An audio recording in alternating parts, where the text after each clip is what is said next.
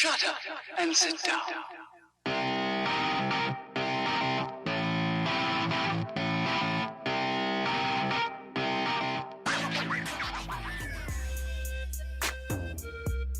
The push bike has made a big comeback, and that's terrific because riding push bikes is a really healthy pastime. What up? Let's show what we do. Leg out. My bike. Who did it? Lance Romance. Really? Lance, come here. It's week 9 and Lance is still making rookie mistakes. I want Lance to learn these things because if he learns them, our whole crew benefits from it. So you get nothing. You lose. Good day, sir. Check it out. Yeah, y'all, here we go again. Turn it up. Bring the noise. You are listening to the Dialed Podcast with Matt Legrand, Evan Price, Lance Hepler, and Jake Von During. Bass, how low can you go? Hey, I'm back on my bike. I don't need a car. Hey, welcome back to the Dialed Podcast. I'm Jake Von During, and today I'm here with Evan Price. How is it going, folks? Good. Yes. Good. Matt Legrand. What's up, ladies and gentlemen of the internet? Hey. She almost like interrupted him there. That was close. I wasn't sure if you were going to say something else, Matt. Sorry. Nope, just what's up. And last but not least, Lance Hepler. It's your local friendly Lance Romance. Local and friendly. And friendly. But mostly romantic. And maybe international. Homegrown. It's possible. Most importantly, Organic. in the house. And Local. in the house. All right, fellas, let's backpedal. Matt. Okay. I had an absolutely good, I feel like I had a good week of training. If we're talking about last week, He's sitting here with hand sanitizer so right I next to have, him. That's not just hand sanitizer. That's like I have a vat of yeah, I have about a vat of hand sanitizer next to me because basically there's illness rolling through the house, and I picked it up last year. But I was able to put together all these decent workouts last week. I did some really hard stuff on the trainer, which was good, and I was I rode with Lance once, which is kind of like the highlight of the week for sure. Boom. So we just rode north in Hawkinson. It wasn't. It was pretty uneventful. It was. It was not. It was just nice to get out. Just me and Matt. The sun was shining. It was nice. Texted me and says, "Hey, are you going out for a?" No, I said, "Are you going easy?" I said yes. Did I? Yeah, Did I lie? he lied and said yes. How many times did you get Lance, Matt? I don't, just maybe 4 or 7. 4 or 5 times. That's not too many. It Yeah, wasn't that that's bad. good. No. I mean, I felt like we kept a nice even pace, and then all of a sudden he'd be itchy, and he'd need to get to, you need to go a little bit, which is fine. Yeah. It was a nice ride. It just wasn't. It wasn't a recovery ride because I had done some really, which is going back to my week. It was this is a great I had some really good hard workouts. Where it turns out that I had my FTP set, you can set your FTP for these workouts, and then the whole workout's based on your percentage FTP or whatever it is. And I had my FTP set too high, and it turns out that it was actually set too high for when I was in shape. And now that I'm out of shape, it was set way too high. And so I kind of got through some workouts that I probably shouldn't have been able to get through, and I was really struggling. It was definitely one of those kind of things where it was I will not make it. I make it through one of the 3 sets, and I was I don't even know how I made it through that one part of this thing. You're isn't 100% of my FTP supposed to be sustainable? Because now all of a sudden this does not feel sustainable. Well, and it has these little messages that pop up that are because you do the warm-up part or whatever, and some of it's okay, so then you move into this tempo section or whatever, and it even says on there, it's this should feel pretty straightforward. This should be pretty easy. And I was uh-oh. What is the matter with me? I feel horrible. And but I made it through some of these hard workouts, which was great. I rode with Lance, which was fantastic. I just felt like I had a lot of good biking. And then this weekend I had a whole bunch of cross-country stuff up north of Seattle. So we live in the Pacific Northwest, and it was just north of Seattle, Washington.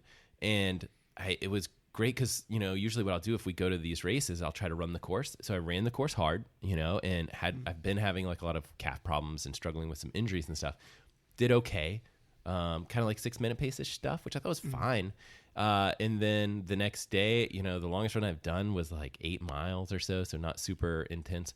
But I went out with another one of the coaches, and she has kind of some marathon training type workouts. And I went 14 and a half miles. Nice. And felt good with some tempo stuff in there. And I was that's 2 hard running workouts back to back. And then right after that proceeded to get pretty sick, and that's where I am today. So I definitely, I think there's a lot of physiology behind that right there. Big spikes in training. big spike in training, and immune system comes being down for a around, second. yeah, being around, sick kids and stuff like that. That doesn't help. But as I kind of look back at the weekend, I'm like, all right, that was awesome, and I needed a little bit of recovery, so that's what I'm doing now. And I'm bathing in With hand your hand sanitizer. sanitizer. That ride with you, Matt, was one of the highlights of my week. It really was. It was beautiful. Hey, that's it was big. a beautiful day. That's big. It was That's from like the romantic. best Instagram account that you know. You were a highlight of that. Yeah. So yeah, it was, but it was like I was thinking, I was like, well, that was a great ride. Nothing, it was very uneventful. It was very kind of like, let's go here, let's go there. I mean, it was kind of chill in a lot of ways, and I thought it was really nice. So I need to go on Miss one of those those with you days. guys. Yeah, miss those rides with you, Matt. it was perfect. Yeah, no, and Lance, miss those. Jake knows how we do it. I was telling Lance, I was like, if there's some road that looks whatever, then we take it. Yep. And if you don't know what that left is up there, then we take it. And and That's the it's best just way to kinda interval go train roller. too. Is like unpredictable interval trains. Like Lance Yeah. has decided to go fast now. Now you have to follow Lance. Well, what was the interval break? We don't know. It was pretty much on the hills. It was just hills here. And Yeah, there. it was just on the hills where I was. He wasn't putting killing in the efforts. You weren't killing Yeah. the downhills. Yeah. And he waited for me, which is nice of you. There you go. Oh, that's good to hear, Matt. We hope you get better. Hope you feel better soon. He'll be good. He's looking solid. I'll get there. I'll let Yeah. you borrow my kid's kiddie pool, and you can dump your vat of Purell in there and go swimming. Bathe in it. Yeah. Just seeing this Purell tastes great. I think there's a Surgeon General warning there about that. Be careful. Hey, Evan, backpedal for us. I took a little bit of a tumble this Saturday. Oh no. Yeah. I was on a ride with Dustin and Mike, which always goes well because we just hammer the living heck out of each other. And I was on the front, and we were hitting railroad tracks. Oh no. And they were like the diagonal ones, they're not perpendicular, they're Was kind it of wet? diagonal. Was It was wet soaking out? wet. It was wet. Hit him at the perfectly wrong angle, 100% user error, and went down in a heap. So, Dude, yeah. I had a buddy that broke his collarbone. Same thing, I'm like lucky. railroad tracks. Yep. So And it this could've is been a lot so worse. I went against my protocol. I always bunny hop railroad tracks. I always do. And this one time, I was just legs were a little bit too tired in the middle of an interval and decided not to bunny hop.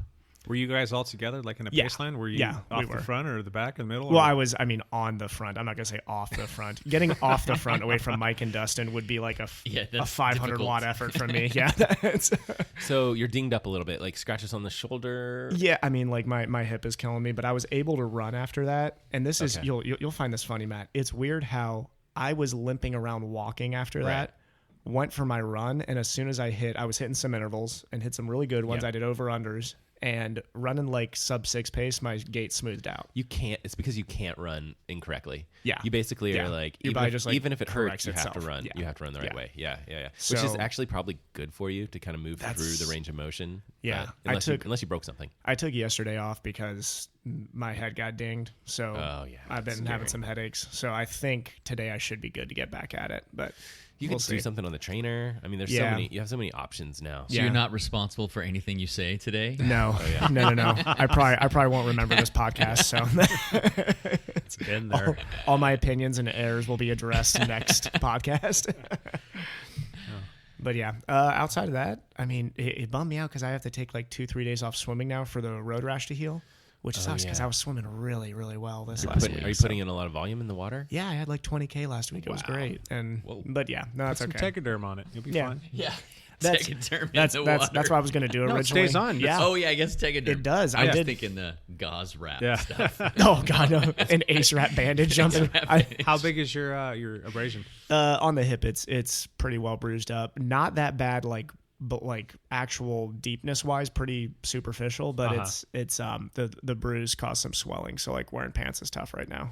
But So you were worried about getting in the water because you had abrasions, though, right or no? it was mostly because I didn't think I had the hip flexion to turn very well. So like I had lost a lot of range of motion in my hip, which improved today because I stretched the heck out of it this morning. Yeah, But- with all my with all my acts of crashing this year, I've invested heavily in Tegaderm. So if you need something, this is let where me know. this is where I almost feel bad about talking about a crash, Jake, because like I mean, there's like no crash I can come up with right now that would be anywhere what he's gone through. So Definitely. I'm just very lucky that I landed comfortably into a pile of gravel. So yeah, Comfortably.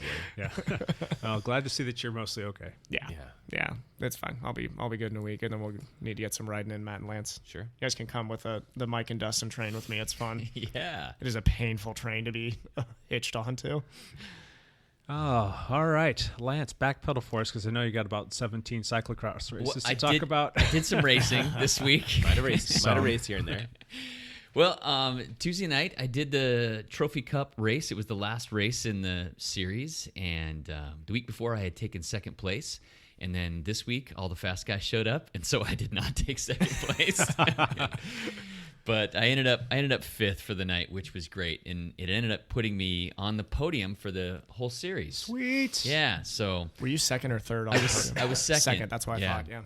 And I was only second because the guy who was right behind me, if he had taken second in Tuesday night's race, he would have been second. But he got beat by a guy. He was third. So it was really that close. It was fun. Sweet. So that was fun. And I had family members that came and watched and were screaming for you who knew nothing. That's cool. That's super cool. They knew nothing about cyclocross, and so it was funny. But it's nice to show those new people, like, look at this sport. Yeah, it's look pretty, at like, and look this at is this fun to watch. Look at it's this. fun to be Watch here. this. You're gonna get a kick out of this. Like, we rolled up to the start line, and there's only 15 or 16 guys in this race, and somebody yelled, "Go White Stallion, you're going to win this race." It was somebody else, right? So, and then as soon as somebody yells that, my sister yells, and she goes, "No, Golden Boy is going to win this race." Oh, my God. My nickname in the family is Golden Boy. Go figure. So I'm not Lance Romance in the family. I'm Golden Boy. Maybe I shouldn't have told you guys that. Oh, I'm going to use that now. Yeah. Boy. Golden Boy Lance Romance. So much material. That flows well. That flows very well. Or Happy. Happy. Happy the Golden Boy. I do Lance have Romance. triathlon friends who call me Happy. You got a lot of nicknames. Yeah, so it's so much too material. much. Did you have like a decathlete nickname too? No, I'm not divulging any more nicknames. Oh, I feel like there's one there. We're gonna have to dig that out at some point. It won't be that hard. It won't be that hard. It'll come up. So it was pretty funny because we're all on the start line and it's dark and I'm like, "I'm Golden Boy, so where's White Stallion?" I raised my hand so everybody could see, and then a guy at the back row raises his hand. "I'm White Stallion." It was pretty funny. Did you beat the White Stallion? I did beat the White Stallion. So. Okay, good. Barely. We're gonna have to come up with like a rivalry tech. Like we're gonna have to mark victories of Golden Boy versus White Stallion now. I don't even know who it was. We need to find this out. I feel like it's like an 80s movie, Golden Boy versus White Stallion. Yes. And it's like, instead of cyclocross, it's like BMX biking. Right. There's something there. Yeah, why can't cycling have like fun nicknames for guys? I mean, like, do you remember back in like the old days, they named everybody something. Like, why can't we go back to that? It's not too late, Evan. Yeah. I think we need to start that. We're starting a revolution right here. Starts with Golden Boy. All right, so that was Tuesday night. That was the first race. I Yes, raced yes, 4 yes. times. Only 4. So maybe I'll make these other ones quick. Only 4. You're cutting yourself. So, I did go Wednesday night and race blind date at the dairy, and that was a Masters 2-3 field. I won that race. Woo. Yeah. I think the Masters 2-3 fields, I'm just guaranteeing victories for you all season on those. There's not many races that do Masters 2-3 fields. So I was feeling really good after that and all pumped that I won that race. And then this weekend, the big race series started, which is the Cyclocross Crusade. And that has been around for 25 years in the Portland area. It has a lot of history. And they came out of the woodwork for that race. It is huge. I saw pictures. There's tons of cyclists. There are tons of people there. People travel for that too. Like so, like Central Oregon people are coming up for that. Not only right? that, there was like 4 or 5 teams from Seattle that came down. There was a group from Idaho that came. There was the fields. I've this been is used truly like the Pacific Northwest Championship Series, right? So I've been used to racing in like 15 to 20 person fields. There were 100 people in every field. It's a different race, right? Yes. It's totally different. It's totally different. The 50-plus category had 100 people in it. Jeez. That's so awesome to hear. Are you kidding me? That's great to hear. I mean, we just had this talk on our previous podcast about cycling and how do we grow it? I mean, hey, that is awesome in the Masters fields to see that big of groups. That's huge. So I raced twice. I did not do the Masters fields. I raced the Open 2-3 fields because That's tough. I liked the time of the race worked better for me. So I raced the Open 2-3 field. Did you race against Hayden? I did. I raced. There was actually 4 or 5 of us from the team in the race because a bunch of people got catted up and they were doing the same thing. I don't want to race the Masters 1-2 field. They raced the 2-3s. So Hayden raced against his dad, Chris, right? Yes. Is that the first time they've ever been in the same race against each other? I don't think so. I think they've done it a few times. Okay. But yeah, so in that first race, there were 100 people in the field or like 90 people in the field or something like that. And I did not get a call up because it didn't correlate with any of the things I was doing. And my call up number, they do like a random draw for the number, so they don't just say, okay, go. You actually split you up by your final number. Anyway, I was the last number called up, so I was in the very back row. So I'm sitting in 80th place or 85th place, and I ended up finishing 35th, so I passed 50 people. That's pretty stinking good because these courses are tight, they're technical, they're not long, and it's tough to get around. You probably passed the most people of anybody in that race. I don't know. I would imagine. I was looking at the results, and there might have been one other guy that moved up more than me because it went by a race number. So, but it was crazy fun. Hayden crashed, didn't have a really great race. His dad, Chris, had raced the Clydesdales early in the day. He was pretty shot, so he was near the back of the field. So it was all kind of a mix-up thing. So then the next day, it rained, right, and it was a completely different ball game. It was just complete mud fest. Seen some good pictures. So yeah, and that was just completely different with all the mud, all the off-camber stuff. There was so much running in this race, which is not good for me. How'd you backhandle it? I'm pretty beat up. You gonna take it easy this week or what? Yeah, I am gonna take it a little easier this week. There are no midweek races anymore, so I'm just gonna be doing some training and recovering. But good. But yeah, and I got a much better call up. So I started like 10th in the second race and still ended up 25th because I just got beat in all the running sections. But anyway.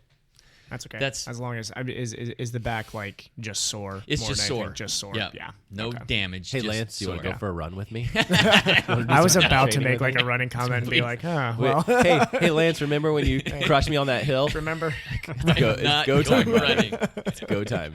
Well, it would help your cyclocross train. You can just come on some super hard trail runs with me and Matt. Anyway, these Cross Crusade races are really cool. There's tons of people there. They're well organized. They're big events. It's just fun to be there. My daughter came home for the weekend, and so she's stuck coming to watch her dad race. But my daughter and my wife came out and watched me race, and they had a good time too. They're just good. That's fun. Those are big cycling events. Yeah, I mean, they're fun to be around. Like big races like that are fun. Yeah. It was cool. How many people in total would you guesstimate to be there? Well, racers? Yeah. I would guess there was somewhere between 700 and 1,000 racers. That's so good to hear. Wow. Yeah.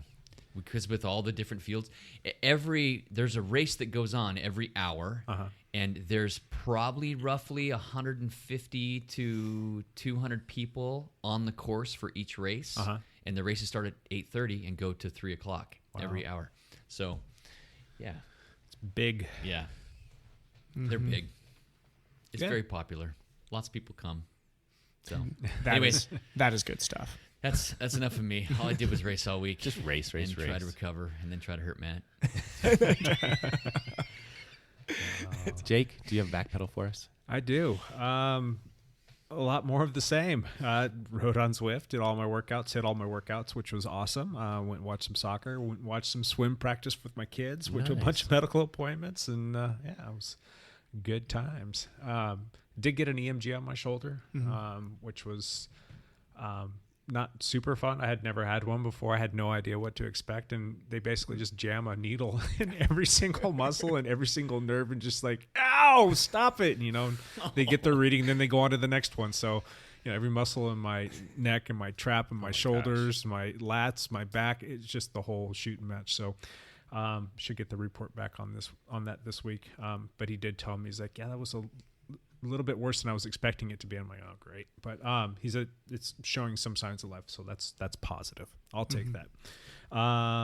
What else did I do? Oh, we had our Tuesday Zwift team ride, which was kind of cool. We had, I don't know, it was probably like 6 or 7 or 8 of us that showed up for the first one, and I kind of expected it to be a little bit slower because there's still a lot of people out racing during the week, like Mr. Lance. Whether or not he joins us or not on those in the future remains to be seen. Probably going to end up on that stupid ride. What time does that ride start?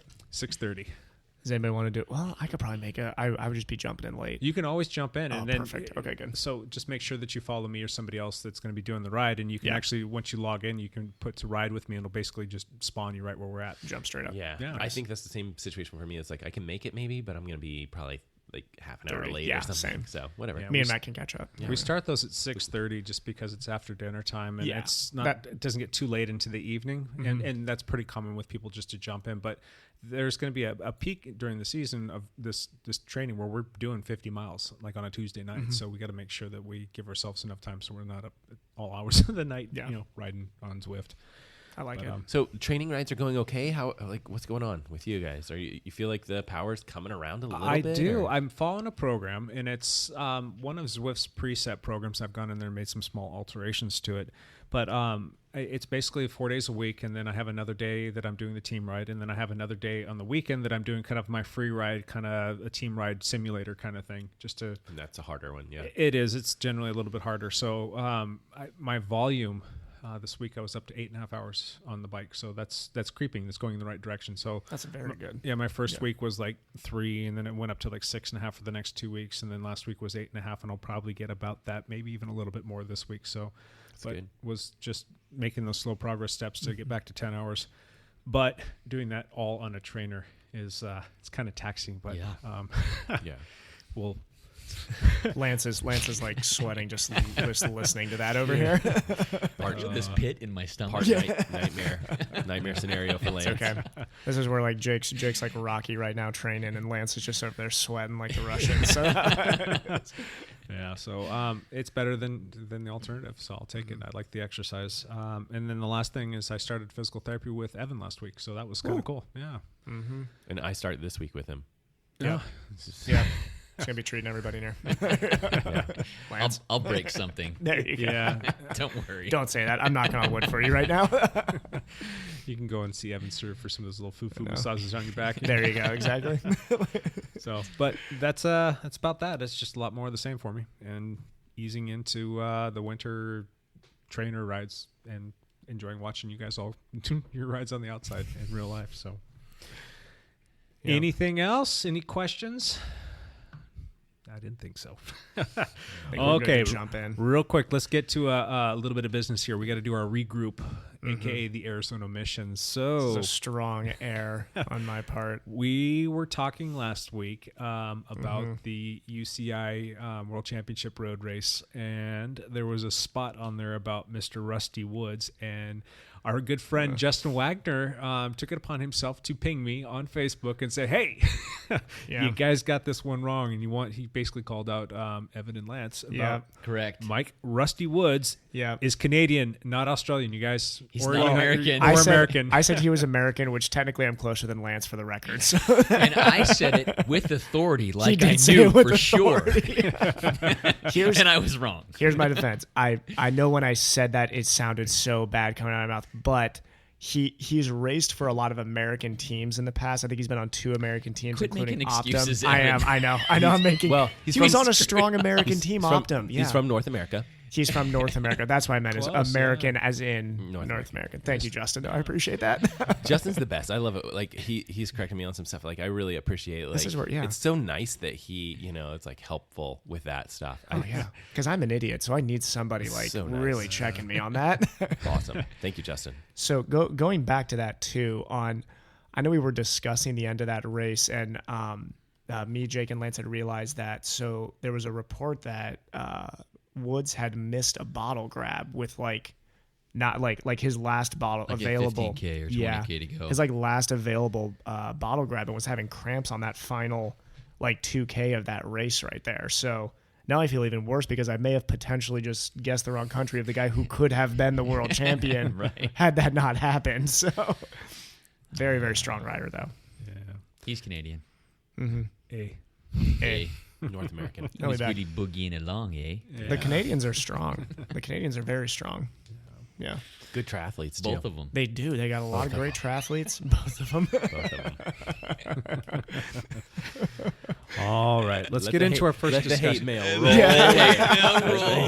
I'm supporting the Canadians right now, so there should be no hate mail coming towards me. I was born in Canada and lived there till I was 6. Yes. Did not know that. Yes, I was born in Do Canada. you have dual citizenship? Canadian. I had to choose when I was 18. And you didn't choose to be Canadian. Didn't Let the choose to be hate mail American, roll. So let the right poor now. hate mail roll. Oh, man. No, my mom's American. My dad is Canadian. They met in college, and they lived in Canada for the first 15 years of their marriage before they moved to the States. So Yeah. anyway, So if you go into a bathroom American and you come out Canadian, what are you in the bathroom?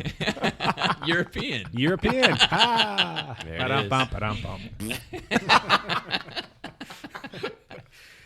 All right, let's get into our discussion, you guys. On that note. We're going to keep this one a little bit light for number 30. This is our 30th podcast. What? Ooh. Oh, 30. The big podcasts. 3-0. Dude, The dirty 30. Crazy. Mhm. that's nuts. So I just want to hear some funny stories. Funny stories from triathlon, funny stories from cycling, funny stories on group rides. But I want to hear some experiences that you guys have had. Every story we tell is just funny. There's I think most stories we tell are not. I've got a triathlon story, Jake. Do you want to hear Yes. a triathlon story? The slow triathlon takeover. Here we go. Triathlon takeover. So, I've been doing triathlons for a couple years, and my younger brother, decided he wanted to do one, which is fantastic. My younger brother has struggled with weight most of his adult life, and he was probably pushing 3 bills. He was like 300 pounds when he decided he was going to do this sprint triathlon. So with very little training experience, he's like, hey, Lance is doing, this was the Blue Lake Triathlon. Yes. So he's like, I'm going to go down there and do that. So he went and rented a wetsuit to swim in. And he shows up at the thing and he squeezes himself. He's since lost like 180 pounds. So let me just make this quick. Good job, Lance, brother. Ooh. I hope I know where this is going. So he squeezes into this wetsuit and he goes and does a little warm-up swim. And as he's walking back, people are all saying, hey, good job, Orca. Good job, buddy. Nice job, Orca. Oh, okay. Because he's like, dude, all these people are calling me a whale. Oh, it's the brand. But no, he had rented an Orca branded wetsuit, and that was on the front of the wetsuit. And they were all like saying, good job for the fat guy to be out here doing the thing. He thought they're all calling me a whale. Like triathletes These are triathletes are jerks, man. Yeah, triathletes are jerks. That's a fact. We are jerks, yeah. I thought you were going to say he had it on backwards. I was going to guess it was going to rip, and honestly, that's what With the zipper in the front. Yeah, so one of the so just this summer I was talking to this lady and I was like, she had finished her swim or whatever. I was like, I'm pretty sure your wetsuit's on backwards, no big deal, they kind of feel the same, like just, I was trying to just be like, play it cool, like no big deal. And she was like, no, this is how it's supposed to go. It's right. And I was like, well, I don't think that's, I'm pretty sure it's not whatever it is. And it was funny. She was like, "No, check your facts, Matt. No, this is She corrected me on that one. It was, and she told me, she was like, "Well, I think when I went to the to try it on at the place that they had, this is how they had done it." And I was like, "Okay." Anyway, whatever. It was maybe there's some triathlon store out there just putting on wetsuits wrong. No. I even know the store that she was talking about, and it was like, nope, I don't know. So it wasn't that he was being fat shamed. That's what he thought. He was being fat shamed. Triathlons are jerks. Did he at least take the wetsuit off before getting on the bike? I think he That's did. good. Yes, because that's the other hilarious story that happens all the time. People just leave the wetsuits on, get on the bike. There was some. Yeah, I remember like watching a triathlete like come out and start the run transition, and I was like, dude, your helmet's on. And it was kind of a young guy, so I was like, don't worry about it. I was like, just go ahead, take it off, and he handed it to me. And I was like, okay. And I said, just like come find me after the race. but that's tough, right? Where you're Yeah. just like so crazy, like first triathlon or whatever it is, and it's hard to think straight. Yeah. My brother has since done a half. That's what I was about to ask. Okay. Wow. Did he have plans to do a awesome. full? No.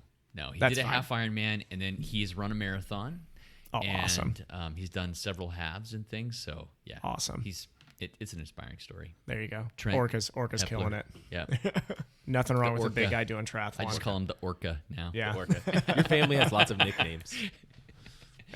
I do love big guys doing triathlon though. Yeah. Triathlon is such a, I mean, like there's so many smaller people there. It takes some guts to go out there as like a bigger, like this is like me going onto a football field.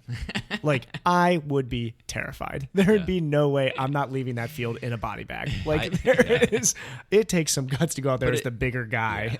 I remember it's like almost comical. Like I was a lot thinner when I was a collegiate cross country runner, and I would go into the Alabama like specific football weight room because they have like a football weight room, and I would go in there and just like because you either have like there's two ways to take it. Like you're either like embarrassed or whatever, or you just own it.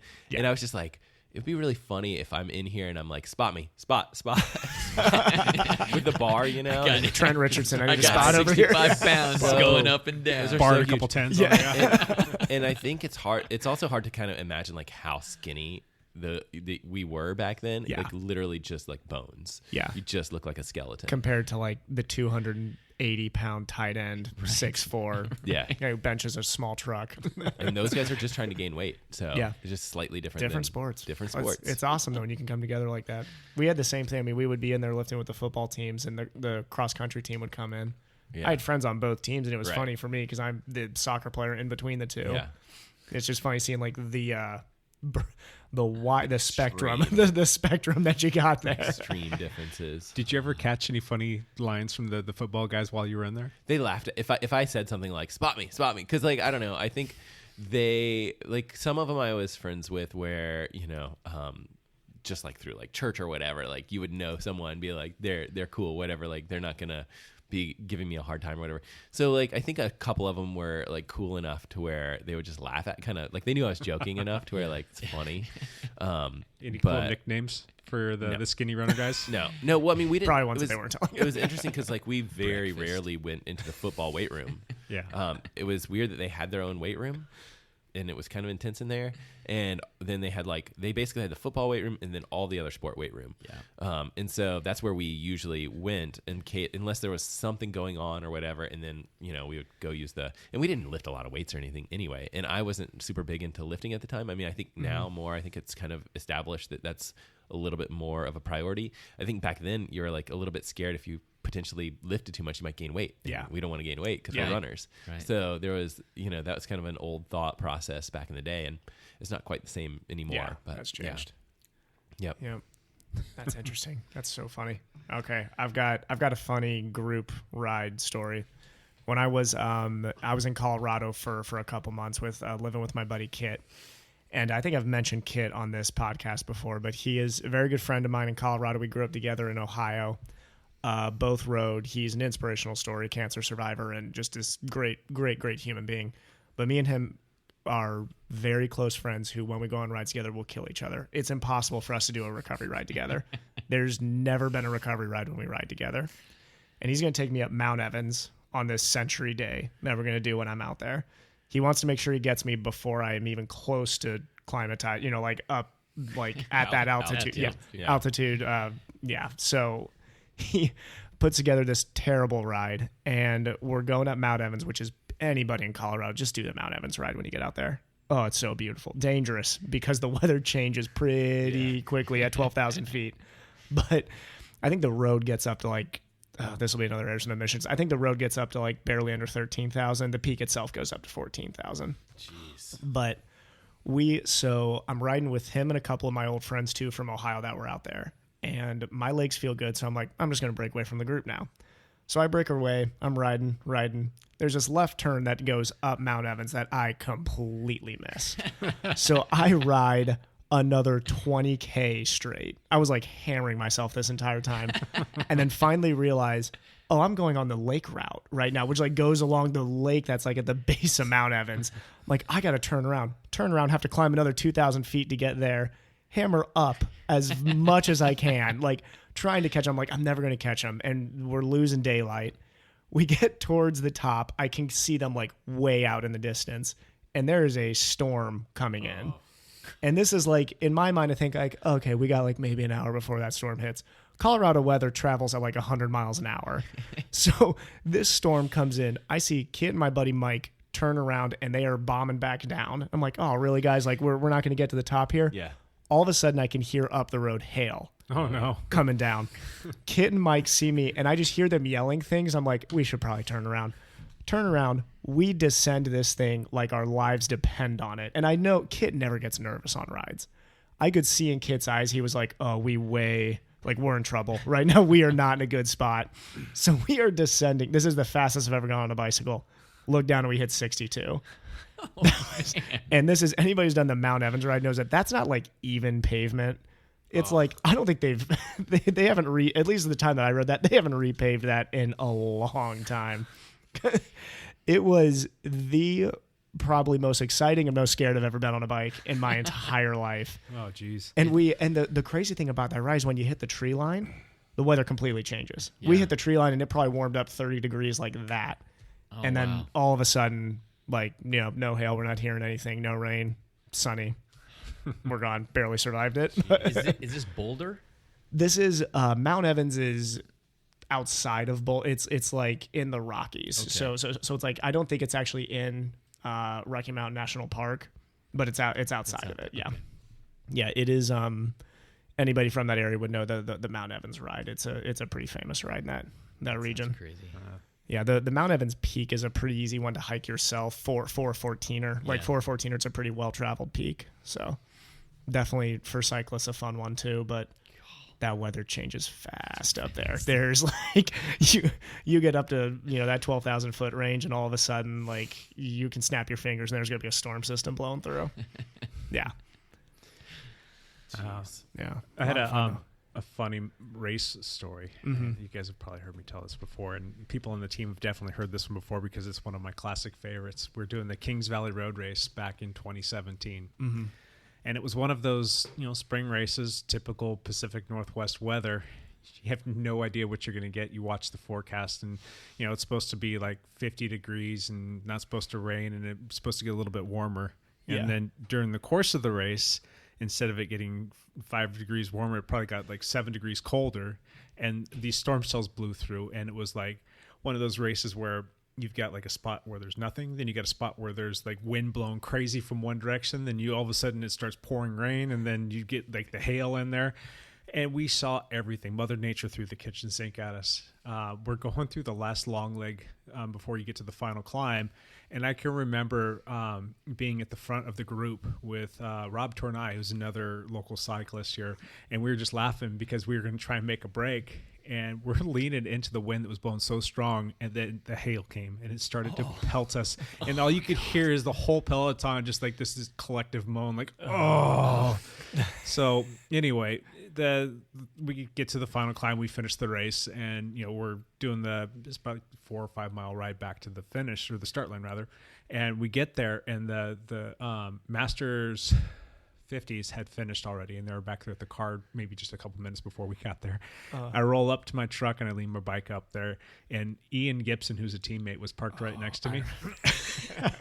He was blue. I mean, he was like Papa Smurf, man. Yeah. He's like maybe going hypothermic at this point. And he's trying to get like his base layer off because he'd already kind of gotten his jersey off, but he was shaking so bad that he couldn't get his hands to work, and he couldn't get it off because it was stuck to him because it was like just solid wet, and it's just like a tight base layer. It's like stuck to your skin at that point. He's so pissed off. And I roll up and I look at him for just a brief second. And he's like, and he just kept doing that over and over again. He was shivering so bad, but it was so bad he couldn't drop the F-bomb. Just like he's trying to get his shirt off. He's like, I'm like, whoa, hold on there, buddy. I'll help you out. And I'm like, just raise your hands out. He's like trying to raise his hand up. He's like, he's so pissed off. I finally help him off, and he gets in the car and he just like wraps himself up, and he was just destroyed cold, like borderline, like you said, hypothermic, and could not get get the F-bomb out to save his life That because is- it shivers so bad. And that's a story that I'll tell for the rest of my life. I love it. That is such an awesome cycling story.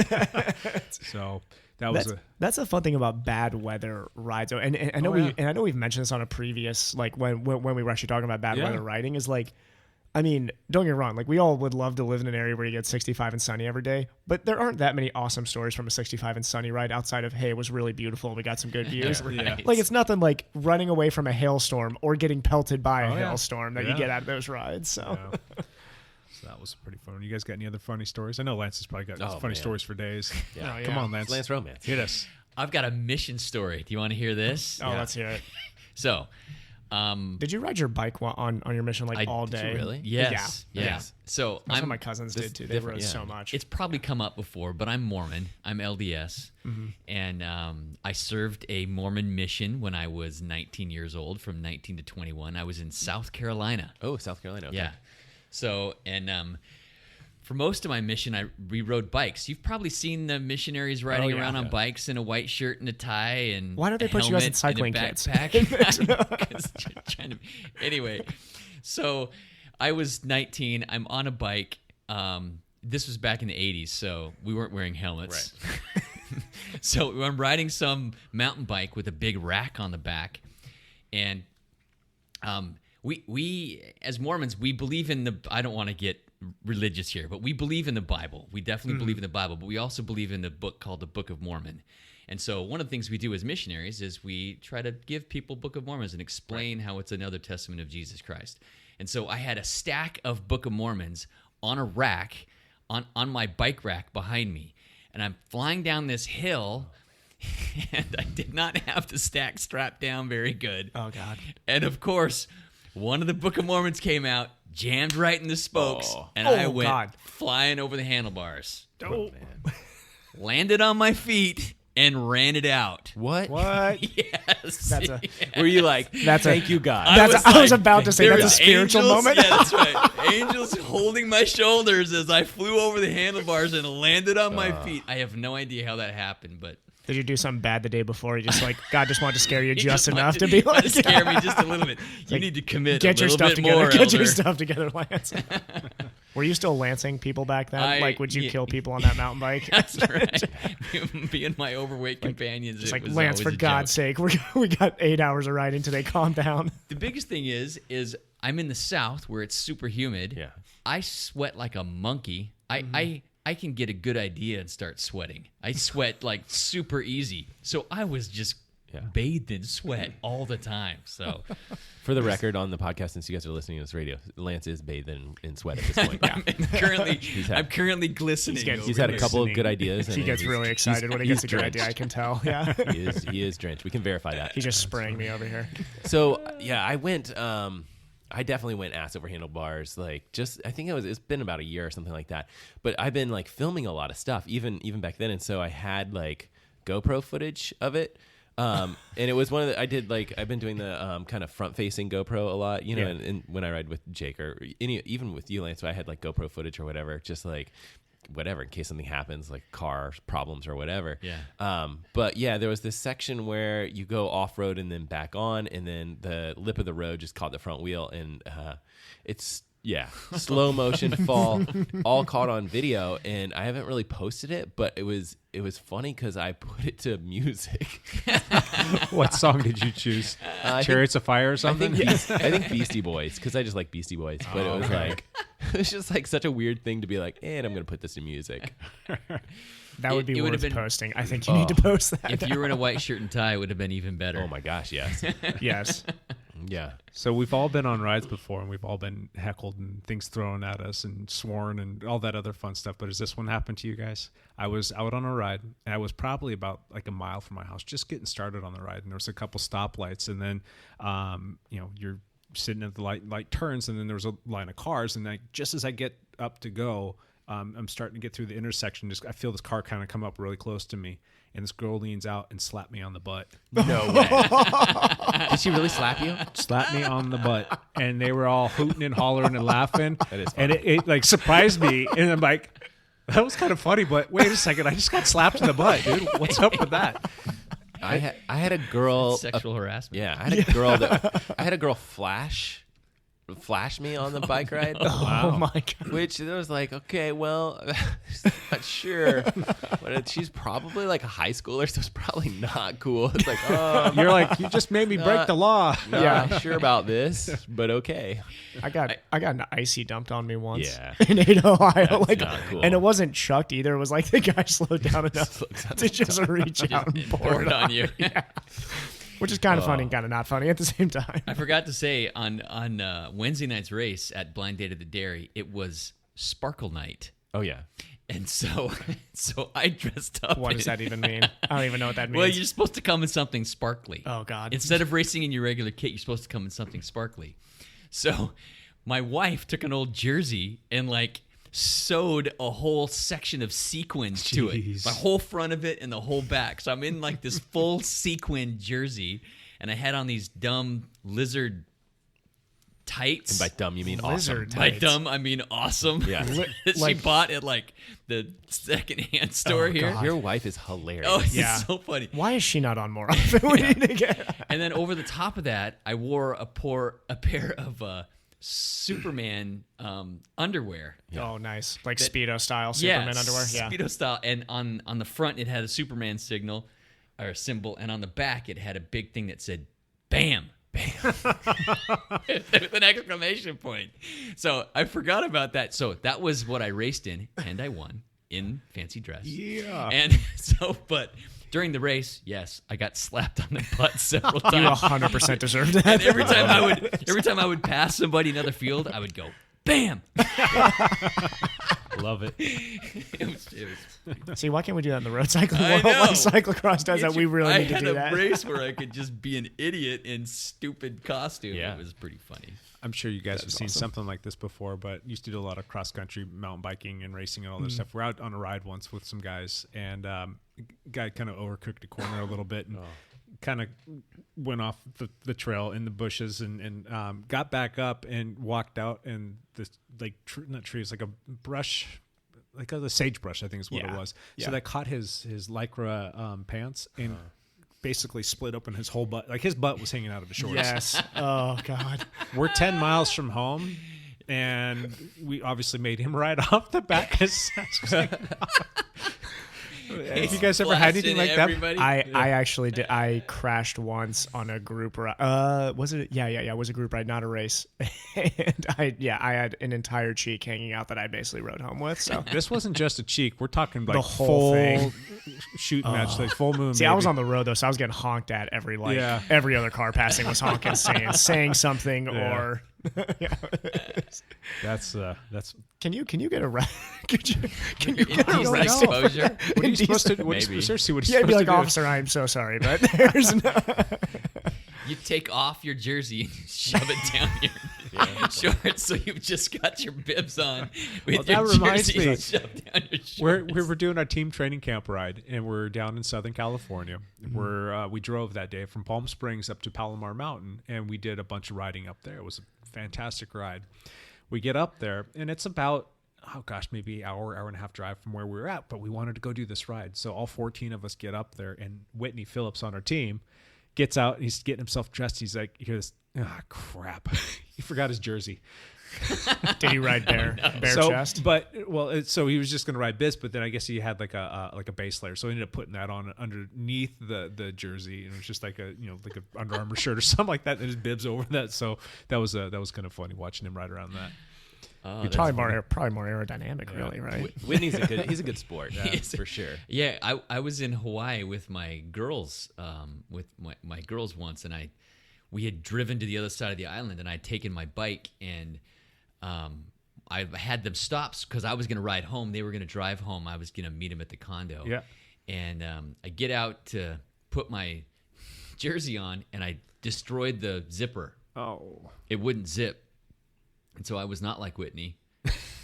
I just got You just in, rode it there. I With no. singlet style? Flapping No. in the wind. I said, forget it. I'm not riding. Oh. I got in the truck and we rode back home. I feel like if you're in Hawaii, you can just I- do, you I- can kind of just- do whatever you want. Who cares in I- Hawaii? Yeah, I was. They're not Hawaiian. very They have confident. they have Yeah. no morals. They're Hawaiian. Should have stopped to Let pick the up a hate Hawaiian mail roll. t-shirt. Let and the just put hate on mail there. roll. I get a lot from Canadians and Hawaiians. Canadians, Hawaiians hate us. They Well, I hate had us. nowhere to put it was Stuff. like 50 miles, so there was like no pockets. I couldn't take anything. And I was Yeah. like, forget it. You guys ever done the walk of shame home? I was riding to a bike event. It was like for pediatric cancer or something like that. And the start was about 7 or 8 miles from my house. Well, I'll just ride there, and it's like another 50-mile ride to do the ride. But I get about 3 or 4 miles there, and I hit the biggest piece of shrapnel in the road that you could find. It just destroyed the front tire. Wheel was fine, tube was toast, but I couldn't ride on the tire. So I'm trying to call my wife. I'm trying to call friends. Nobody's answering their phone because it's like How it's long 6:30 was in the your morning. walk back? It was about 3.5 miles. Oh, walk yeah. of shame on the That's side of the good. road. Took the shoes off and was walking barefoot. Well, kind of just in my socks, but I mean Yeah. it was kind of funny. You see all these people riding to the event, and you're just kind of like hoofing it home, like Yeah, you need a mopey. tube. It's like no. I need a tire, pal. Thanks. That's what Uber's for. Well, this was before Uber. Oh. I once did have to call a friend to come pick me up during like a hail rainstorm. Yeah. It just got to the point where like I couldn't see anything, and I was still like 5K, probably 10K Yeah. away from home. And I called him. I was like, "This is like," I was like, "The cars cannot see me in this Yeah. right now." So Yeah, it was 6:30 in That's a the morning, shame, so you don't yeah. want to call too many people. So I was trying to call my Yeah. wife, and she had the phone turned off, and I didn't actually make it all the way home. She did end up coming and picking me up about like a quarter of a mile from the house or half a mile from the house. I'm like, gee, thanks. Yeah. So feet were hurt by that point. Gotcha. Yeah. Well, you do live in a very hilly neighborhood. So. yeah. Well, that wasn't here. It was down in Southern California. down So at least it Southern was Cal. nice, Okay. and yeah, but it was still a little bit of a climb to get back because I was up high. Here, that would be a pain. That'd be got 200 feet of climbing just to get home. Come on, some funny triathlon stories, guys. You got Okay, anything? I've got a fun. So back in Ohio, we had this. I used to work for a race company called Speedy Feet Racing that I think I've mentioned on here before. Local Ohio race company that puts on awesome races. And me and my buddy Jeff Kudron, who owned the company, we would race a lot of the races, which was kind of the joke. We would set up the races. And we always had this thing where, like, you got to time it. So we were setting up everything. And then you get to the start line, like, as Jeff's setting it, he'll start, and then we go and race it, and then we're done. And we had another good friend of ours, Cody Boachek, who was a former triathlon pro. He raced ITU. So he was very fast at this time. This was one of his fastest years. And we had this Wednesday night triathlon series that, to this day, is still my favorite race I ever do. Everybody local Southern Ohio would come down on Wednesday nights, and we'd race this at this local park called Caesars Creek. And Cody and me used to work at the same bike shop. Cody let me off work early to get to this race so I could set up. And he told me, I'm probably not going to make it. So in my head, I'm like, oh, cool, I get to win it today because Cody's not here. So I go, we start the race, we're going, and finish, the swim, finish the bike. I come off the bike in the lead, and I'm like, okay, cool. I know that I'm in place. And my friends they're saying, like, Cody's catching you. And in my head, I'm like, what the heck? Like, how is Cody racing this? Cody catches me at the finish line with about 100 meters left and wins. I hear at the end, he showed up. He's running with his wetsuit, putting it on as the race is starting. He's running with his bike while putting his wetsuit on, throws his bike into transition, starts the race probably 2 minutes late, putting on his wetsuit, which didn't even get all the way on before he started the swim. Oh my gosh. Runs down the entire swim course, like basically comes out like fifth out of the water, starting 2 minutes late. And then hammers the bike, hammers the run, and catches me at the very end. So that was like a very funny story for him because he said he decided he couldn't let me win that race. So that was it. You ever been in an Ironman race where the wetsuit strippers strip a little too much off? I have seen that, yes. Dangerous. Yeah. Those are that job has got to be the least enviable stripper? job ever. That is. I think people like it. I think You people think are so? like, I'm going to be one of the strippers. Like, ha, ha, ha. You know? Yeah. Right. I don't know. Have you used it? I've never used No. a stripper before. No, I don't think you want to. I don't even know what you guys are talking So, about. oh yeah, yeah. we should backpedal that. Yeah, so Yeah. as you come out of the water, in most triathlons, you just go through transition. You take your own wetsuit off. But I think some of the big races like Ironman, they have like a team of people, like just volunteers. And if you want them to, they will help you take your wetsuit off. That's And legal? Yeah, it's legal. And so a lot of times what you'll see people do is like they'll start to take it off, and then they'll just be like lay down, and then they'll pull it off your legs. You know, like you just sit down and they'll pull it right off. It's hardest to get the wetsuit off your legs. Sure. Yeah. But with that, you know, who knows what's coming off, right? Sometimes the shorts come with them. If it's fast enough. Yeah. Yep. This is why you wear the one piece. Yeah. One pieces are good. Yep, for sure. Yeah, I got to keep that dingling. Yes. Put Exactly. away Comfortably into the pants. Yeah. Yeah, I feel like But in the triathlon world, like, I know just nobody cares. I mean, there's like, I saw a guy. There's nudity in transition. I saw. It's just gonna happen, right? Yeah. I saw a guy in Grand Rapids, Michigan. I was doing a half Ironman out there. He was peeing while running, and not like I do, where it's like you're continuously running while doing it. He was side shuffling.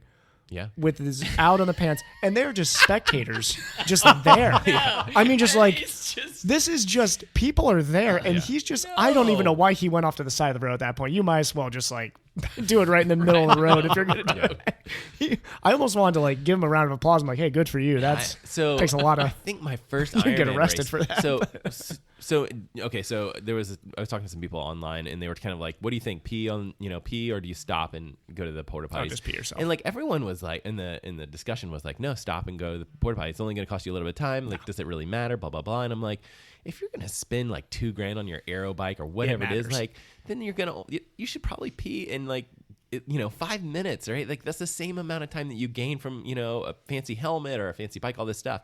So anyway, so I'm in the pee on the bike, whatever that party is. There's a small group of us, believe it. I'm completely in that party. But with my you. first Ironman race, I was like, okay, yeah, pee on the bike, blah blah blah blah blah, no big deal. Like you can do it on the downhills and stuff, and it's not a problem.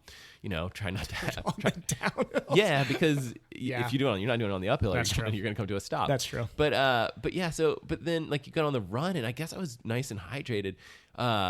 I remember basically like having to pee or whatever like that, but like running, and this is like late in the race where you're really losing control of all bodily like function.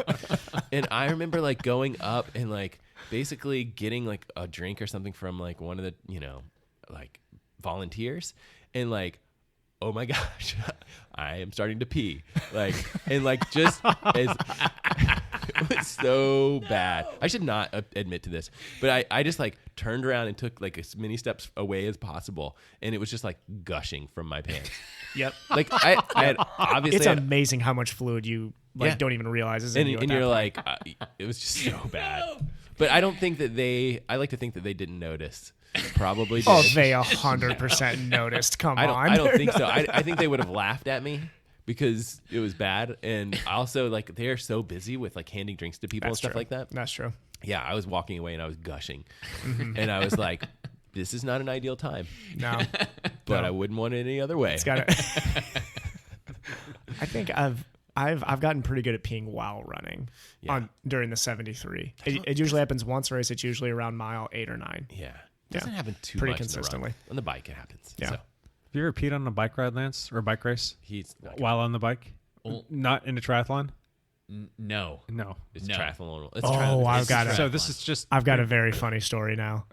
I've got. And I have done it once in a triathlon. Just once. Really? Yes. You finally admit to it. I feel like we've had the discussion before, and you're like, I don't no think he's comment. admitted to this. Yeah. No, it was no comment before. I ruined a pair of shoes that were thrown out because That's right. of it. That's right. I remember you telling that story. The key is like I washed those shoes Wash right the shoes after. immediately. Yep.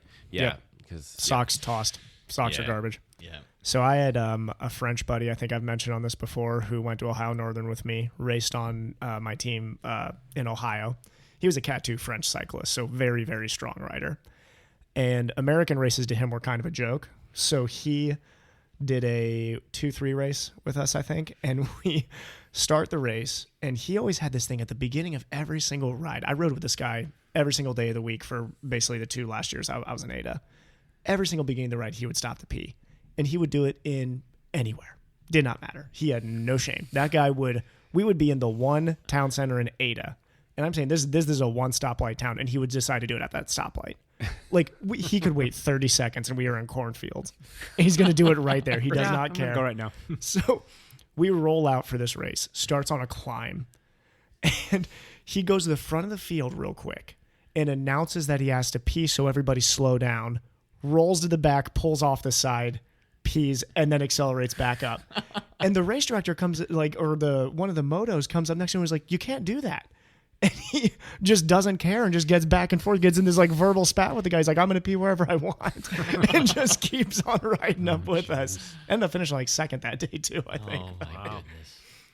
And you guys gave me crap for always having to pee 30 minutes into the ride, huh? He was that same guy, Jake. Like it was like as soon as he rides by, I was like, all right, time to go. I'll have to perfect that summit one of these days.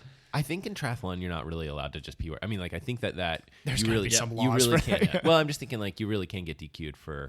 And the race promoters can lose their permit if you get caught. Yeah. Now, if I'm just peeing and running. But I feel like Are if they you're, okay? I almost feel like if it's on the bike, can you really get in trouble for that? I don't know. They'd have to catch you. You guys ever pulled at Dumoulin? Oh, I know what you're talking about. Yeah. poor Dumoulin. I actually, my buddy Florian, we practiced that together and got pretty good at it. So yeah. Running behind the bushes. Yep. Timing. I don't know what happened to Dumoulin. Was it the Vuelta or something like that? No, I think it was the Tour. Was it the Tour? I'm not sure if that was the. Ooh, this is going to be on Airs and Emissions.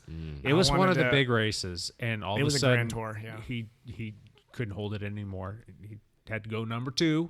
Oh, and all on video and everything. Like the race was like underway, and he stops. He gets off and runs behind a bush, and like and he drops. Yeah. Well, you have to take your jersey off? Did he have to take? He took his jersey off so he could drop it. That's a complicated process in the cycling world. That's a very complicated process. That's tough. What was that old movie? Was it Friday with Ice Cube? Yeah. Like, hey, Smokey. Yep. Yes. Small bushes up there, Smokey. Anyhow. And running is just a serious problem. I mean, I think God. any of our listeners that are gastric distress, yes. I mean, it's. I mean, you have the best runners in the world, and they are doing, whatever it is, the New York Marathon, and Paula Radcliffe constantly had that problem in the gutter. Yeah, Elaine Flanagan, but like it goes beyond her. There's like Greta, was it Greta Wells or something? What was her name? She was like a 5-time New York City champion. I mean, like there's just tons of elite athletes that have just had constant bowel problems. Yeah, so I think it's worse in running than biking for sure. Definitely worse in running. Oh yeah, impression. absolutely. So, you always see those terrible photos of like the guy towards the end of the finish. He's running to the finish line. There's all down his legs. The evidence is all over him. Yeah. Yeah. I just feel bad. Like I don't make like I just feel bad for those people because like everybody's but like if you haven't experienced that, then it's tough times. You're not. Yeah. That's. This is taking an evil turn. This is supposed to be fun. This is supposed to be fun. This is supposed to be fun. Down podcast poop talk. Yeah, exactly. Yeah, we're gonna rebrand this section the 1 and 2 talk. Yeah. Oh, that almost half reminds me of down at training camp again. The undercooked steel cut oats. Oh yeah. Oh God. Yeah, I was riding in the back that day. But anyway, moving on. Any more funny stories, fellas, that don't involve poop? Nope. That's all my funny stories. I'm sorry. Don't pooped out. Don't mistake your icy hot for chamois cream. Oh yeah. Oh, I think don't do that. That's not chamois. Did you tell butter. that before? I think when we had our chamois cream talk, you mentioned. Did that really happen? No, it did. Good. I'm giving advice at this point. Dear Lord, that could be bad. Okay. All right. Let's move on. All right. Let's talk about some new tech that's out there in the cycling and triathlon world that you guys might be interested or excited about, and why. Let's run around the table. Matt, you look like you're queued up and ready to go. Sure. No, I mean, there's always, tech guy, nerd stuff. Mm-hmm. No, I feel like we just had Interbike. There's tons of like good cycling stuff out there, but I think it was it was yesterday. I just saw this I don't know, Instagram post, and it was a water bottle, but the spout had like an angle to it, so it angled back towards, so basically upside down. So you'd use your water bottle upside down, and it looked fantastic. So I'm definitely gonna pick one up. I think it's a Kickstarter project, and it's called. I like that idea. Yeah, it's called Speed Sip. And you guys can look it up if you're interested. But anyway, so like if you're leaning over and you're tucked or whatever in air position, then as opposed to like sitting up in right now on the podcast, you guys can't see this, but I'm leaning my head back, right? Leaning your head back to drink your water. You can stay a little bit lower, and you can basically just bring the bottle up to your mouth so much and more squeeze. Sense for the air position. And it's too. it looks like a pretty simple product where the spout just has like a little bit of a triangle piece to it where the water's going the opposite direction as opposed to up on the water bottle. It's going back down. So you use the water bottle upside down, basically. So yeah, it's super simple. I don't know if it's techie, but it's something I saw, and I went ahead and ordered on the Kickstarter, project or whatever it is, and I will let you guys know if it's any good. How soon before they're released? I don't know. I mean, with this Kickstarter projects, it just released onto Kickstarter, so they have to be funded fully, typically, or else they don't make it. Yeah, so it could be 6 months or never, or right? never. Yeah. So so you only pay for it if it gets fully funded, and then that'll be the case. And so I'll be in touch with them and just let you guys know if it ends up being a real product and if it's good. Because theoretically, you could take the water bottle top and put it on any of your water bottles, which is nice. But then my only other question mark would be like in a triathlon, you'll often like toss bottles, which is nice. Right. And so if you're paying a little bit more for something, you then it's not disposable all of a sudden. So can you just unscrew the top and throw it in your back pocket? Or do you not have a pocket back there? Depends on your suit. Usually you're not going to have a big enough pocket for a bottle. You could maybe make it squeeze, but that's my nutrition slot usually. Yeah. Is in the back of the bottle. But just all you would just need the with top. the top would be the top. Oh, just the top. So you could make it work. There'd be space for that. Or you could put it in, you could tuck it in your leg, piece there. I don't know. But, and if the price isn't that bad, then, in a big Ironman race, you lose one. It's not as big a deal. So we'll just, I don't know. I'll let you guys know. Yeah. Sweet. Evan. Tech-wise right now, honestly, I'm just figuring out my CompuTrainer because I've never been on a CompuTrainer before. So, Kicker? yeah. By Kicker. I love it. CompuTrainer, or is it like a Wahoo Kicker Core? Wahoo Kicker. Or the regular, okay, the Wahoo Kicker. And you have the 2017 model? I think it was the 2017. Yeah. Wasn't it, Jake? Yeah. Okay. Yep. Yeah. Cool. I love it. It's great. I mean, I'm probably going to, I was deciding between a couple. I'm probably going to switch in between Sufferfest and Zwift. Are the two I like, just because I like the guys from Sufferfest. I met them at Interbike, and they're an awesome group. Yeah. Zwift's cool too, though, just because a lot of the team does Zwift. Yep. But definitely for like specific training purposes, probably once the spring comes around, I'm gonna do some Sufferfest stuff. The other big one would be Trainer Road, and I think that they do some really cool stuff. They keep adding features to their product. I haven't really been using it as much because as soon as Zwift had workouts, it was kind of like, okay, I only need like one set of workouts, but Trainer Road would be another one for people to check out. How do the Zwift workouts work? They're similar, where you can either set your smart trainer to like erg mode, or you can basically set it to normal mode, and you push the power to specific details, and you can choose your workout. And they have like a whole set of workouts, and then they also have like training plans, which is kind of new, which Jake, you're doing. Yeah. Right? Yeah. They have a myriad of different like workouts that you can choose, or like full like package, like a whole 8, 10, 12 week series that you can follow. But and some of them are really good, and you can actually go in there and alter them to your needs. Right. Or you can just build your own from scratch, and it really doesn't take very long. It's pretty simple to set up. Yeah. You can set up all of the parameters there, and then it saves it in your profile, so you can always go back and use them. So that's cool. I need to explore that. And there are some file formats that you can use to upload. Like you could take like a ride that Lance and I did and be like, I'm going to do that as a Zwift workout, and you could upload that, and then you would have to you theoretically could have your workout be what you guys had done. So you can do some different things like that, or you can have other rides, like you can take an Ironman ride or something like that and plug it into Zwift. Yeah. So there's some cool things with different file formats that you can use to upload rides and upload workouts. And I'm pretty sure like if you're following like say like a Training Peaks program and you use Training Peaks, you can or even if you have a coach that's designing programs for you and they're putting it into Training Peaks, you can take that kind of like Matt just said and upload it into Zwift, and you're basically riding in Zwiftland with other people and you're following an exact workout. And that erg mode there is pretty spectacular because you're as long as you're turning the pedals, you're following it to a T until you can't turn the pedals, which is where I was. Yeah. And what happens when you die off? Does it just like shut the workout off, or do you just cancel the ride? It's like that workout I was talking about earlier. Like one of the warm up sections was like, I don't remember, 6 by 1 minute at 600 watts or something like that. And I was like, I couldn't turn my pedals at one point. I was like, oh man, that's not good. I really just don't have a lot of watts. It's a sad state over here. What's up with that? What's up? That was, oh God, we were talking about this and you guys all here know Dustin, obviously, Cat 1 Track guy. So, he puts out a lot of watts, like a lot more than I'm capable of. And there are just some scenarios we get into where he'll tell me what watts he just hit on some climb. I'm like, good God, how do you like I have no response to that sort of stuff. Like the Lance and Dustin's award, I have zero response to that sort of power output. It's like give me a 10-minute steep climb and I'll be fine. Give me a 30-second punch and no, there's no chance I'm hanging on. I've got to have a steady section to hold on there. I just got a power meter for my cross bike. Yeah. And in one of the races, I hit 2,200 watts. Oh my God! In some section, it was so probably for seconds. You know, we're talking 1 to 2 seconds of 2,200 watts in some section on one of those races. Good God! That means when I'm doing my nice solid biking, I'm 10% of. That's probably twice my 2-second power. I know. It's so I bet my end game 2-second power is probably half of that. Yeah. So it's tough. It's tough sitting at this table. Yeah, it is. Tough. It's very tough. Is. It's very tough. It is. So. Lance.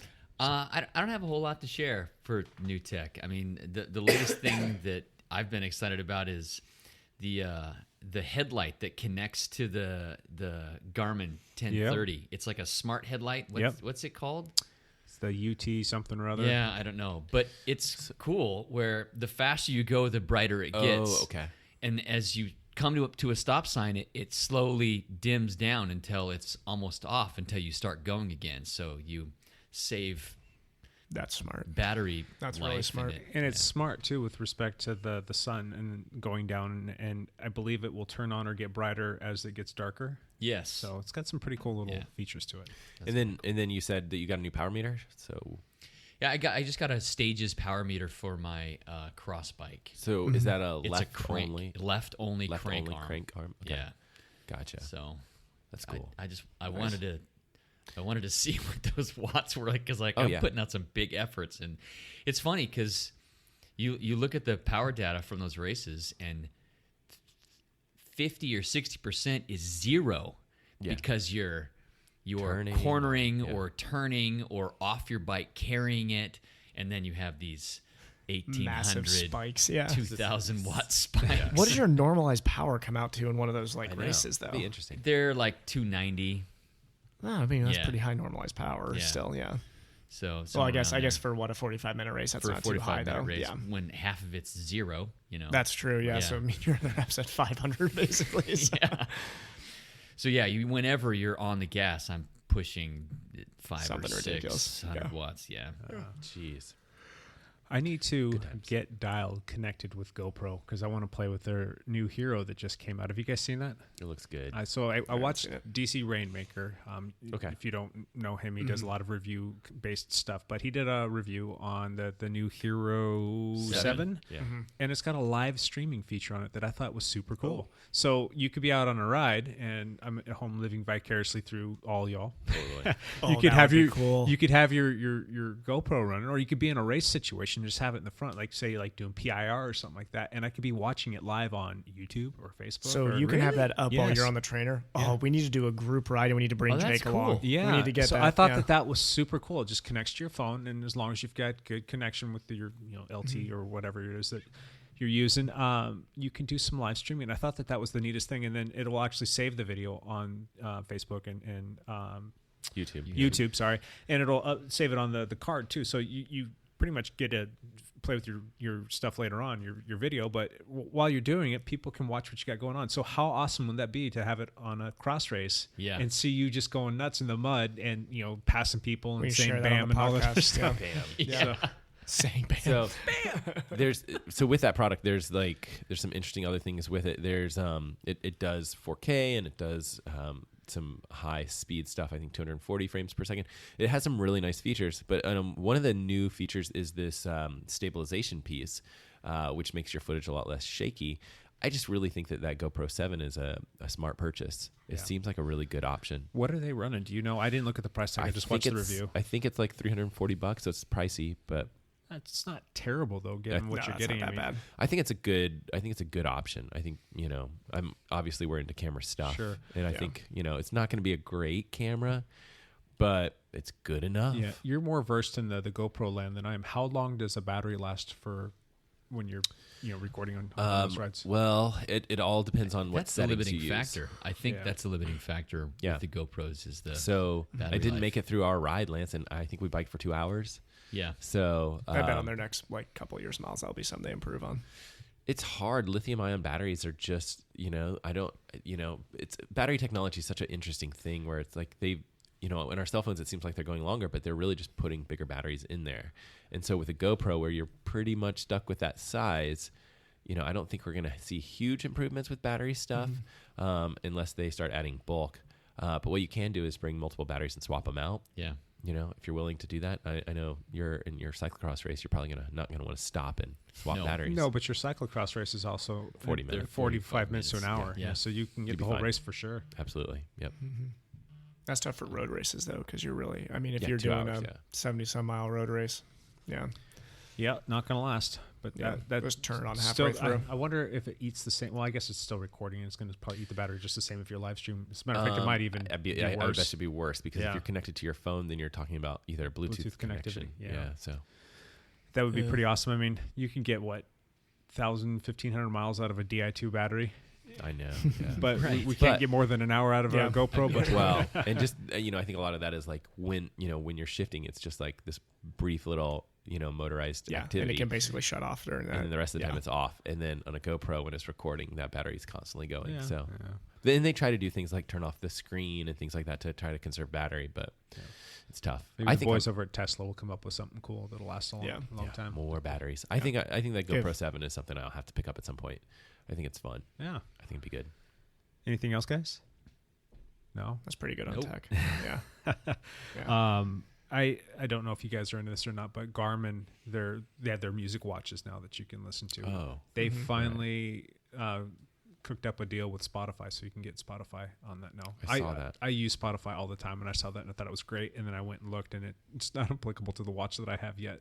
It's on their Phoenix 5, but it'll slowly start coming out to some of the other music watches. So the 645 and the Vivo Active 3. Okay.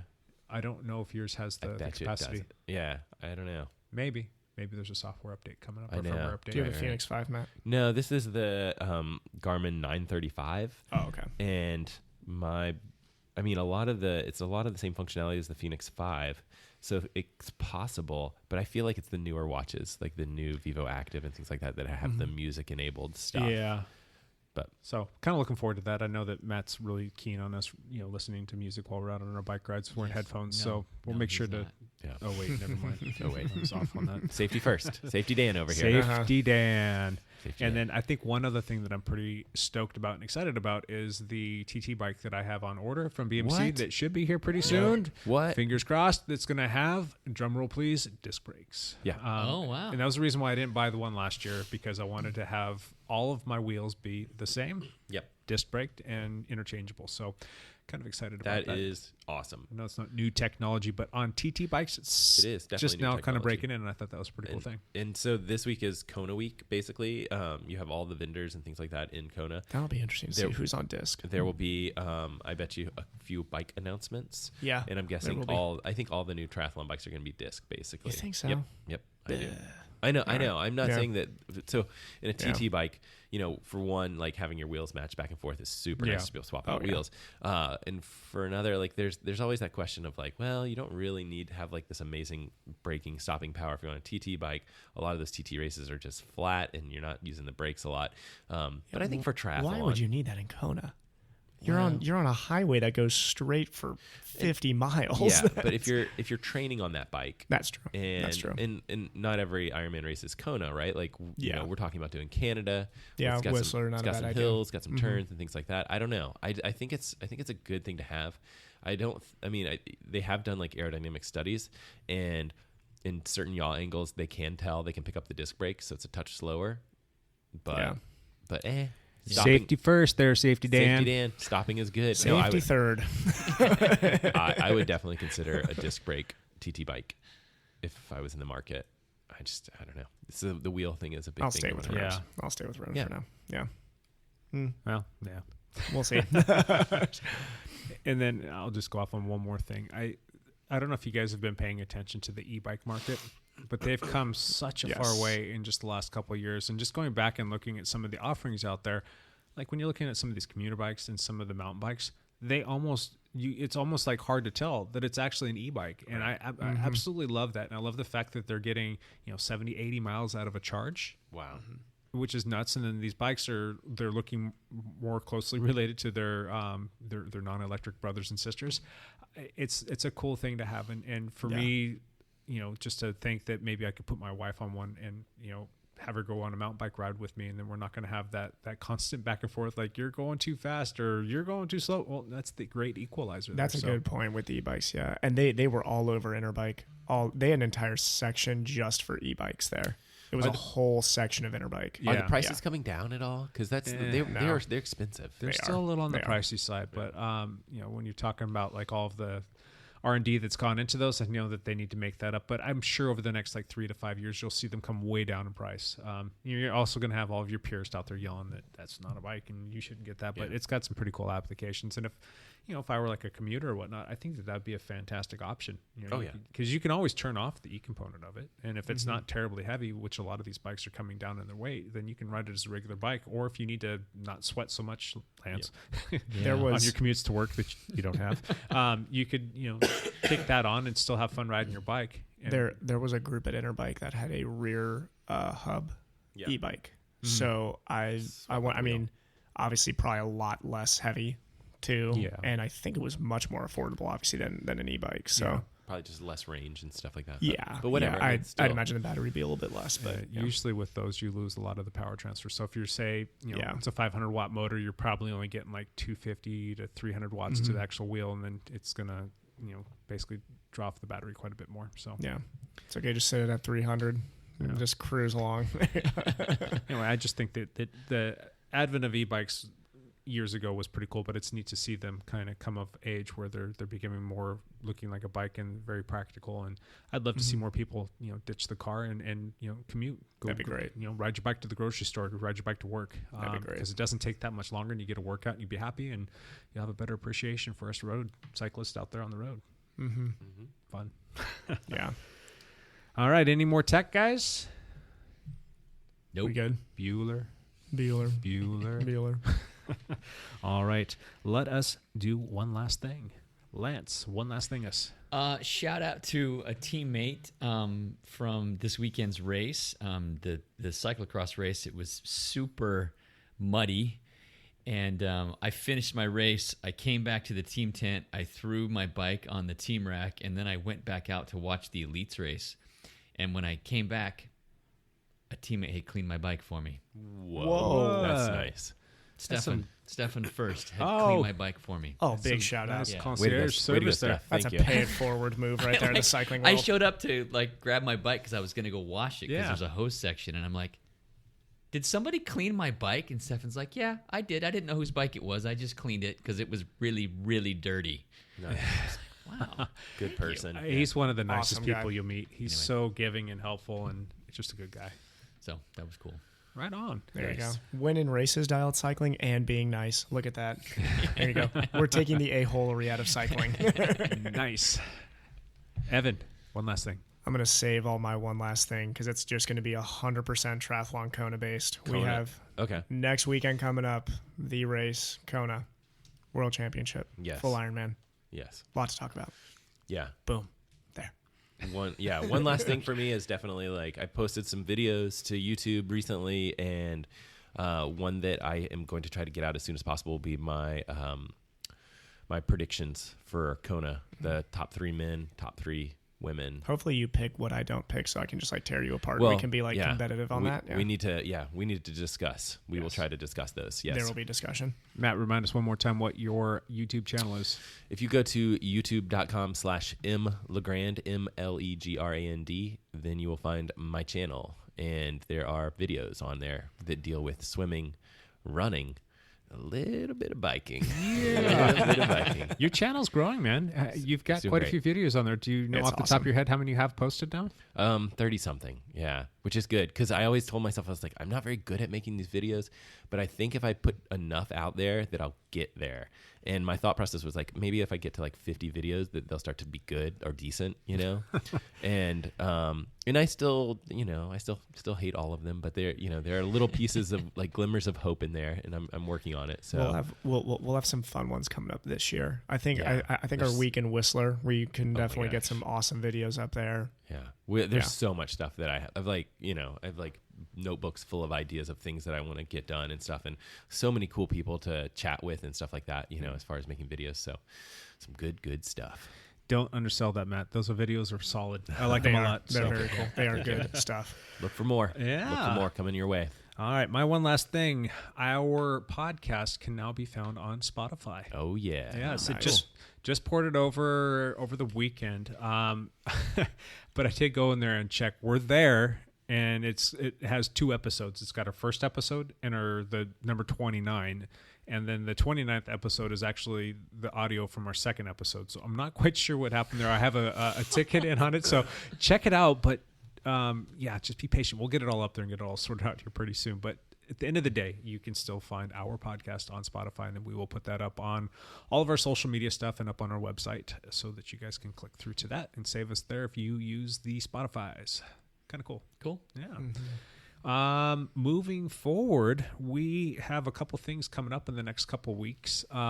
We've got an interview that Lance did with Matt Lieto, and that should be posted up here probably this week, if I'm not mistaken. We've got a special guest. We've got Chuck Keeneland from Obra. He's the executive director who's going to join us in studio next week, which is kind of cool. And then we've got an episode with a bunch of our juniors. We're going to come in here and let the kids kind of take over, so that should be kind of fun. That's going to be awesome. That'll be fun. Yep, that's coming up in 2 weeks from now, so that should be a good time. So, All right, fellas, anything else? Thanks for having us. Yeah. Thank you. Yeah. Hope you feel better, Matt. Evan, hope you feel better too. Lance, fine. Rest up, heal up for Cross Crusade number 3 this coming weekend, right? Golden Boy out. Golden Boy v. White Stallion. All right, go check us out at Dial Podcast on Facebook, at Dial Podcast on Instagram, and go to iTunes and give us reviews. We love those, and it helps us trend positively, and it gets us higher up on the charts so more people can hear us, so we can bring you more shows. Good stuff, right? There's not one good stuff for the show. All right, y'all. Thanks for listening. Bye for now.